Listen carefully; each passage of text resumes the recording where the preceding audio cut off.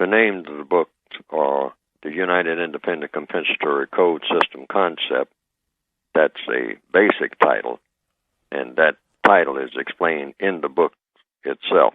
But there's a subtitle that is more explanatory, and that's a textbook workbook for thought, speech, and/or action for victims of racism. Racism being in the form of white supremacy. That's addressed to an individual person about how to think and how to speak and how to act as a result of the existence of racism on an individual basis, day by day, in every area of activity. Some suggestions about what to do about it as an individual person, without having to ask anybody's permission to do anything, just some perspectives, some suggestions, not all suggestions, but some suggestions that can lead to solving the problem of replacing the system of racism with the system of justice. And both of the books, there's a word guide that's an addition to the basic book. But both of the books are addressed to replacing the system of racism with the system of justice.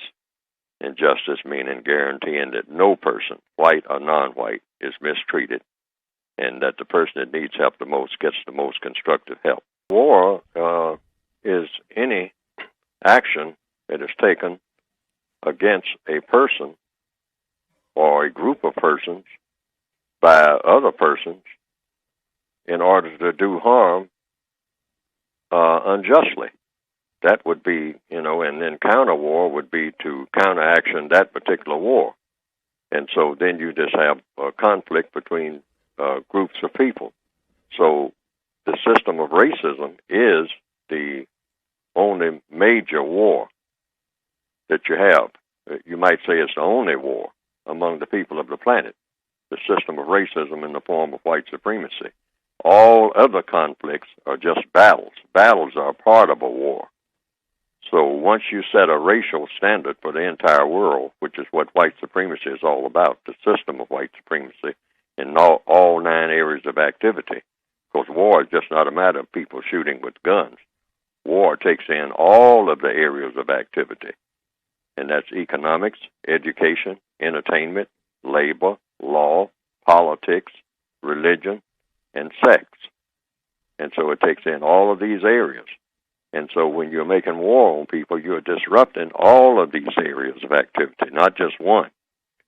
And so the biggest war we've ever seen since I've been on the planet has been the war between those who believe in the system of racism and those who don't. Because the system of racism is, you might say in capital letters, the war. So naturally, in a place like Detroit, the white supremacists, the people, those white people, not all white people, but those white people who believe in the system of white supremacy, have made a decision. And that is the people of Detroit, if they are in number, vast in number, classified as non-white, then they are supposed to suffer. That goes with it. War is about causing suffering. So these people are not supposed to get a so-called bailout or any help, and they're supposed to be set up so that they turn on each other, so that they kill each other in the streets.